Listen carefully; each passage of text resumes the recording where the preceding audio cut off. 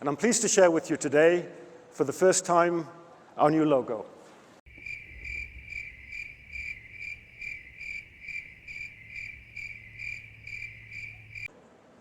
Hey guys, welcome back to my channel, and today we are going to be talking about PlayStation 5. So at CES 2020 we got some information about PS5, so let's do a quick recap of CES 2020. So first, the reveal of the logo. Honestly, people started trolling PlayStation for reinventing the logo, which actually looks the same. I mean, what were people expecting? PlayStation logo has been same since the release of PlayStation 3, and the font has been there since the first PlayStation. So I guess the reveal here was whether we are going to get a Roman number 5 or a numerical number 5 on the logo. And honestly, it was fun looking at people's reaction during the reveal of the logo. It was kind of funny. Anyways, let's come to the point, and I don't really know why I was expecting so much from PlayStation at CES. I mean, honestly, I was thinking we are going to get a lot of info about PlayStation 5, but we really didn't get that much info. And they never really showed us the new PlayStation 5 design, which I was really waiting for. Anyways, what we got was some information that was actually leaked months ago, even way before PlayStation 5 was officially announced. The first feature that was announced is 3D audio sound.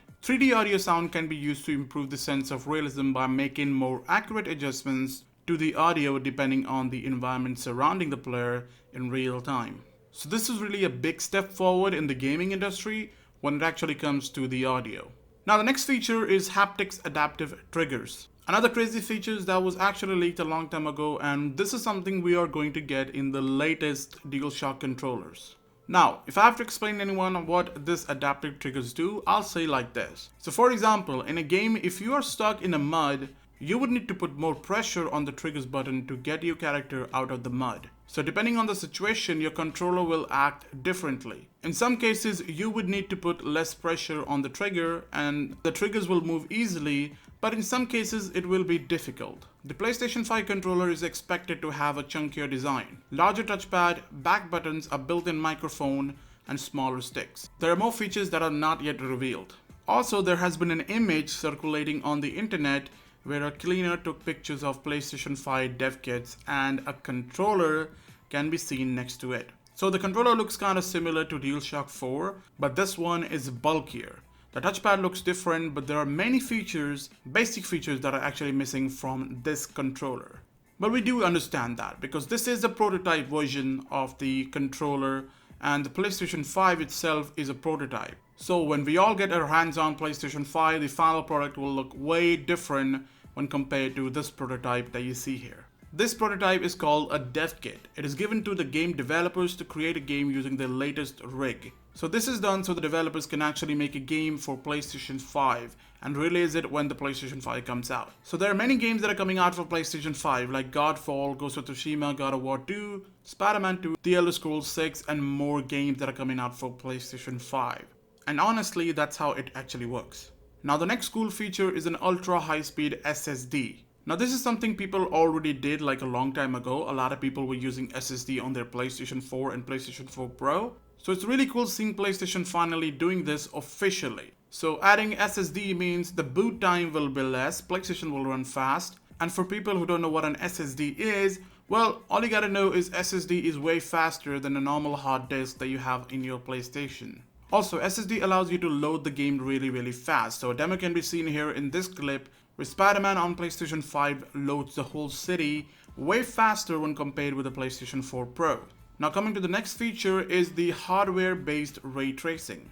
Now who doesn't like this? Ray tracing is something we have seen in action on PC with the RTX card. So finally it will be available on PlayStation 5.